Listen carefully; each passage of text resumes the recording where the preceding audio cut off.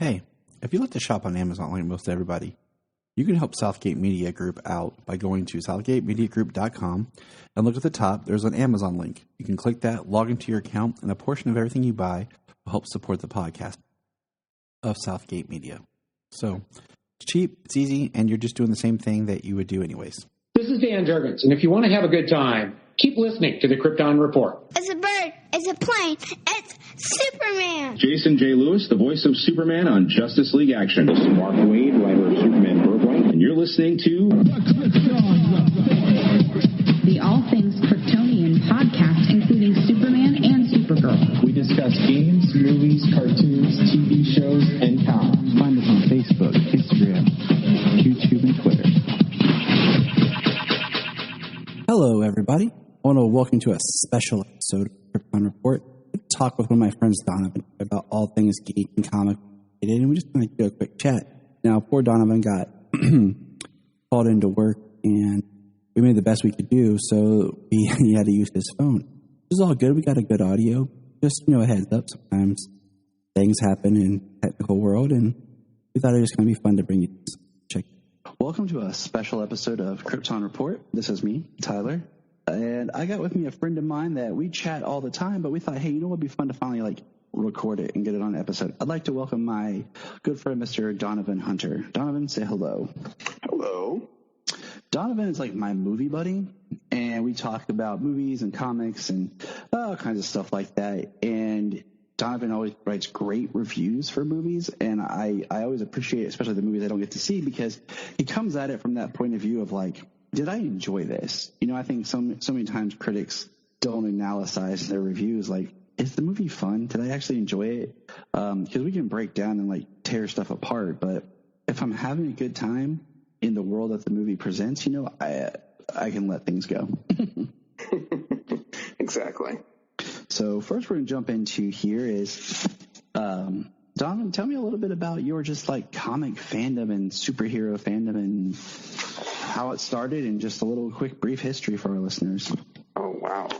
Okay. Well, it all started when I was a little kid, when I was my dad always told me that he even took me to see Superman the movie back in 1978. I was 8 months old, and for some weird reason, I just remember seeing the big red S in the opening credits. So that film has a very historic feeling with me. And and then my dad got me a Superman cape when I was a little kid that he got from work. And but the colors were off. The cape is red, but the S was black, and it had yellow in the center of it. So yeah, that was different, but it was still cool. And I still have that cape to this day.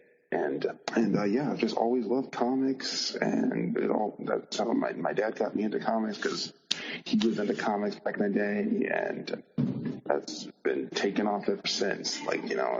Awesome. So currently, are you watching any of the shows and keeping up on the films? Yes, I am. I'm watching, keeping up currently on Superman and Lois and The Flash on the CW. And, I go see every comic book movie that comes out. So, yeah, just waiting on Black Widow, another month and 4 more days. Yeah, I think we all are waiting on Black Widow, because I feel like we've talked about this before. It's Black Widow has just kind of fallen into that weird lull land where it's in a lot of ways I feel like the hype for it's kind of died so much that now we're let's just get it over with. Yeah, I'm kind of feeling that too. And I hate saying that. I feel we're excited for Loki. It's kind of the same way we were starting to feel towards Wonder Woman 84. Was you keep giving us a date, you hype it up, you do everything you can to promote, and then you keep changing it on us to where now it's the feeling is kind of worn down. And I think it'll still do well. It'll still be something to be excited about.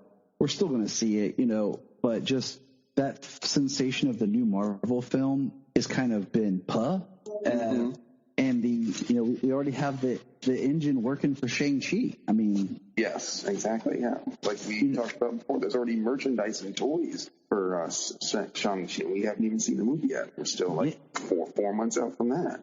And all the Black Widow merchandise and toys are gone. Mm-hmm. So for anyone who goes and sees it with their kid and they're let's get a Taskmaster mask or whatever. It's all gone. No, I saw this really cool Taskmaster shirt, but it was $37. I'm like, nah, I don't like it that much. You're like, you ain't that big of a dude for me, Taskmaster. No, but I'm sure it'll do well as soon as the movie comes out. Movies help promote products. Yeah, exactly. And I mean, it's all connected, and that just shows that when one part fails, how the rest of the system can fall apart. Just falls in the cracks. Yeah, exactly. That was always one thing they had issues with like the Nolan Batman films was they weren't, and to use their own term, toyetic. No. It was, they made toys for them. Yeah, and people bought them just because like it was Batman in general, but it wasn't like, oh, I have to have this Batman, because you really couldn't sell those films to children. And continue on the same way with a lot of the DC films. I think the most childlike DC film that they've had has been Shazam and Aquaman-ish too. And even then Shazam had a little bit of the darker tones at times. But, absolutely. But at the same time, like toys, that is a large market, and the toy market is just so rough anymore. Like I was telling my wife, I gave her my whole theory about how Cartoon Network can be part of the reason why toys suck and why Toys R Us is gone. Yeah, we talked about that before.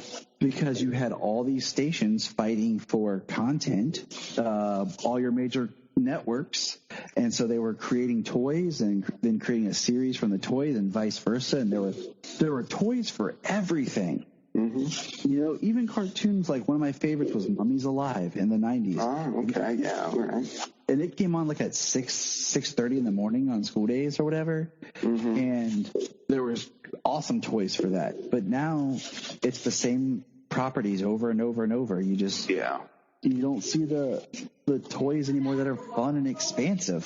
No, you don't. No, like you said, don't ever see DC toys. All I see is Batman, like maybe a Superman every now and then, and a Flash and an Aquaman, but it's mostly Batman because Batman's got all the cool gadgets themselves. So it's like and I mean you can accessorize and sell. Like you can sell Batman's gloves, Batman's mask, Batman's cape, his utility belt, whole costume, his car, whatever. Superman, you're like, all right, we got the suit and the cape, we're good. Yeah, we're good. That's it. I know. So what's your take been going on with Superman and Lois? How have you been enjoying that show? Oh, it is great. It is just an absolute gem, and it's up there with The Flash, in my opinion, if not better. I mean, I know it's brand new. It just started. We're only 8 episodes in or something like that. So what I felt is the episode that we've just witnessed felt to me more like what would have originally been planned as the mid-season finale. And we're at the halfway point with the series because I think it's only 15 episodes. Oh, okay. 15, 16 episodes because I think originally it was supposed to be 12 and then they expanded it. Okay, that's good. And what's interesting is this balancing act, and I think 15 episodes is the sweet spot. Yes. I think Black Lightning. 16. It's going to be 16 episodes. Okay. Wait. I think Black Lightning. No, my bad. 15, yeah, because they got it up for season 2 already. Yeah, okay. Yeah, so 15 episodes for season 1. See, I think that's just, it works well. Like, okay, Black Lightning, I think this year was 12. And I think it really could have gone another 2 episodes or at least 1. Because I feel like the wrap up, I had stated this before, is like, it was so quick and odd, but they also wasted an episode by doing a backdoor pilot that went nowhere. Yeah. But, just recently Netflix canceled Jupiter's Legacy. Yeah, after 1 season. Like, it was only out, maybe 3 weeks? And I'm like, that really, it bothered me because I had hoped, okay, the way that they had done it was because it said volume 1, that they had filmed both, volume 1 and 2, and they were just breaking up the release. Yeah. But from what it seems like is there's nothing else to release. And, Netflix bought or has a whole contract with Millar World. Millar World, yeah. That was gonna be their original property. Unlike how they lost Daredevil and all those back to Marvel. Yeah. Millar World was gonna be their comic book in. Yeah. And Jupiter's Legacy was supposed to be the big pilot for that program. And what bums me is I read the books And the first season of the show was like prequels because the two timelines both operated as prequels to the timelines of the books. Okay. And we never even got to the story of the books yet. Mm. So if you were going to read the books, okay, I would say, what I would say is like, you would watch the series, then read the prequel book, and then read the rest of the book, because we didn't even get to the story, the heart of the books. We were setting things up, and oh man. And so after it was announced it was canceled, I looked at Janine and said, okay, I'm going to tell you how the books go. And I told her, and her jaw dropped. Wow, that takes a lot. And she was like, what? I'm like, yeah. And now you can kind of see where they were planting the seeds to build. And here's the problem. I like long storytelling, but I think there's an issue too. And Jupiter Legacy in some ways shows that you had the idea, but you took too much time to get going. Yeah. I can see that. That can be a major issue. And, I sit back and like, that was one thing that like the Doom Patrol series, I kind of had not issues with, but I was like, sometimes I felt like, okay, can we keep it going? We're getting like, we're slowing down too much. And that's why I feel like having the 15-ish episodes works, because I feel like it helps you to take your time, but also get to your end. So that if I said to you, hey, we're going to pull the plug, okay, I've kind of accomplished what I need to, after this season is done, especially in a streaming series where you want to leave it open to continue, but you want your audience to feel that they've gotten a story, a beginning, middle, end, and that if this was all they got, we're in a good place. Yeah. And that is not how Jupiter's Legacy ended. It ended with a very much to be continued. And like I said, I had hoped that they had already filmed more episodes and they were going to drop them later. Damn. But that's sad. But no, and I'm and I'm sad. So that just I don't blame you. I mean, I'd be disappointed too. But I did hear a little bit of something. I think I read a little article saying Hulu was kind of possible and I don't know picking it up. And I don't know how that would work with how. Yeah, I don't know how that would work either. Like I said, Millar World was supposed to be aligned with Netflix, and it's kind of like Netflix killing their own baby instead of just like recalibrating and maybe going into it and maybe not running the double parallel storylines of the past and the forward, and just do the modern day story with a couple of flashback scenes. And, something where the fans of the books and the show can feel vindicated, like we got our story. But, they're trying to put a good spin on it, and that they're going to continue on, and they're taking the property. So they're going to do other Millar World properties. Yeah. And I'm like, okay, good. I mean, that was the whole point, was you guys were going to explore all of it, but I feel like Superman and Lois, going back, it's given me just that right amount where I feel like I'm getting my story there. I feel like each episode has its beginning, middle, end, and I feel like we're moving along and we're not drawing things out. Yes. And The Flash, that was always my favorite series. And it's very hard to compare a show like The Flash where you're in season 7. Yeah. Season 7, that still blows my mind.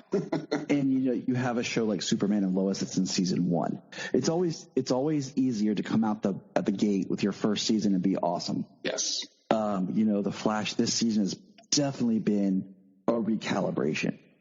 Yes. You've had cast members have to leave. You had so where the series just ended felt a lot like its mid-season finale. Yes. And then when you think about it, the first, 3 episodes of this season was basically wrapping up the plot line from last season. Correct. Then this season officially started, and then we've kind of wrapped up the first half of this season. And out of every show I've watched on the CW, The Flash seems most affected by COVID protocols. It would go The Flash and then Supergirl. because it just feels like very toned down, very small, and it just kind of sucks for Supergirl's final season being the way it is. And it's been weird, but the first season of The Flash is still amazing, and it's just crazy that, like you said, season 7, and I'm hoping for a really great season 8. And I'm going to be positive and say, I think that because of COVID and the changes they had to do with cast members, and that this season just kind of was like had its issues. Yeah. But the whole long storytelling, I think it works and it doesn't. And because like a show on The Flash, why I like the way the CW shows go a lot is because you get your storyline of the episode, you get stuff towards your ongoing story, but you get your beginning, middle, end. You get your superheroes in their costume doing their heroics. And then some of the other shows, you might not get that. You might get an episode where it just feels like you binge watch because you're seeking that end. You're watching the next episode because you want to feel like you're fulfilled, or that you're getting the story. And some of these more long format tellings, we don't always get that. That was some of the issues I had with Titans season 1, where I felt like they just were dragging things out. And we know that Titans season 1 had a compromised ending also, where this is what's crazy, man. Like, I don't know if you know this, but the first season of Titans, it was supposed to end, Dick was going to be Nightwing. And they had shot footage of the Doom Patrol showing up and helping them break them out of and fight Trigon. Okay. And but they used footage, and it was supposed to I think the tease was supposed to be Superboy, so they kept that tease. Yes. But then if you watch the first episode of season 2, there's that really weird spot where Raven goes to fight Trigon, and then when she comes back, she looks older, she looks different, because that was the new footage. And then they have like the little end piece and stuff like that where it was new footage. So the first episodes of season 2 is like a compromise re-edit of what would have been the final episode of season 1. Okay. So my rant is to say, if you say, look at each season almost as if it's your last, right? Like, if I'm going into this, I want to tell this story. I want to try to get this done in this season. Because usually for a streaming service, you shoot everything before you even start releasing stuff, usually. So go into it like that. Have an idea of where you're going to go with the second season. But if this is all you get, leave your fans with feeling like complete. Absolutely. I feel that's the best way to go. I mean, did you watch back when it aired the Constantine series on NBC? Oh, yeah, it was great. It was great. And then it ended like in the middle, and we were left like... And then it got canceled. We were like, what just happened? Yeah. Right. So I don't want that to happen to some of these other shows, No. And that's why, like, I'm optimistic for Titans season 3, now that it's under the HBO Max, and they've kind of worked out the kinks on stuff, and it feels like they're going to move more quickly through it. We have the team, like costumes and all, because let's face it, we love our superhero costumes. That's part of the fun of watching these shows is costumes and powers. Costumes is what we want to see. And we've had WandaVision and we've had Falcon and Winter Soldier that have both delivered cinematic level stories and effects and costuming. So, that's been good for, waiting for that big Marvel movie. And then you've had like the one-offs, like I said, like The Boys was good about giving you a little bit of spectacle and everything in every episode. Like it has that nice blend of having the storyline of the episode, the overarching long storytelling, but also each episode leaves you satisfied and you get something. You get to see, special effects. You get to see the costumes, the way everything's designed in each episode. So yeah, that was great. That was great. I can't wait for season 3. And it's just nice to know that the property that you love gets treated or respectfully. I mean, I feel like the CW has done an amazing job. Oh, absolutely. With Superman and Lois. Like, they've done a great, I mean, hit or miss, the Arrowverse, whatever you want to call it, has been an achievement. Oh, absolutely. We wouldn't have the shows that we've had today if it weren't for the Arrowverse. It all started with Arrow. Exactly. And I think what's crazy is people, we're in a time now where comic book fans, they are quick to yell reboot, and they are being pandered to in a lot of ways. And we have a lot, you know. I mean, you just go back to right before Arrow premiered. I mean, we had Smallville. Yes. That was really about it. And then starting around the time of Arrow, we got Arrow. And then the next year is when we started getting like Agents of S.H.I.E.L.D. And then, you know, season 2 of Arrow. And then we started getting into, because then the year after that was Gotham, Flash, and stuff. So now we just have a lot of people complaining about stuff and not remembering the dark days. Oh, yes. Yeah, let's not go back to the dark days. You know, back when we would have like one movie a year. Yeah, one movie a year, if that, and like 3 years in between Batman films. And now we're like, you know, with any of the properties, even like we're getting maybe 2 movies a year from DC. That's their working goal. Okay. That's fine for them. Yes, exactly. Marvel is looking at about 3 to 4 movies a year, one each season, basically each quarter. And now we have the television shows to give us stuff as we go forward. So I mean, we have a lot. I mean, we have a lot.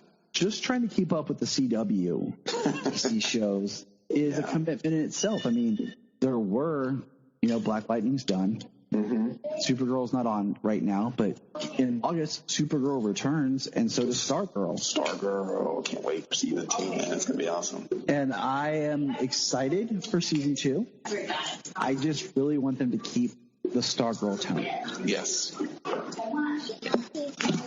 And Sayla can't wait to don her Stargirl outfit again. Oh, I can't wait to see that outfit again. That was pretty cool.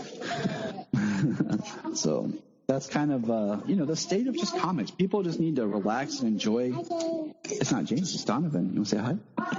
Hi, Dom. Hey, how are you? She's doing good. She's hanging out with Daddy. Awesome. I mean, that's the state of all the comics. And that's, you know, and it's going to be a weird summer in just the sense of, like, we're going to have Black Widow, the film, but it's going to be summertime. I know you love Stargirl. But, you know, like, you know, it was always kind of the streaming services that kind of filled that summer gap. Like, absolutely. Like last year was like Stargirl, you know, it was kind of that spring into summer. Or was it 2 years ago? I can't even remember. It was last year. Time, man. Time. Yeah. And then Titans, you know, at first Titans, you know, was in September, and then I think it premiered in July, was it? I'm trying to remember. No, Titans was always more like September-ish.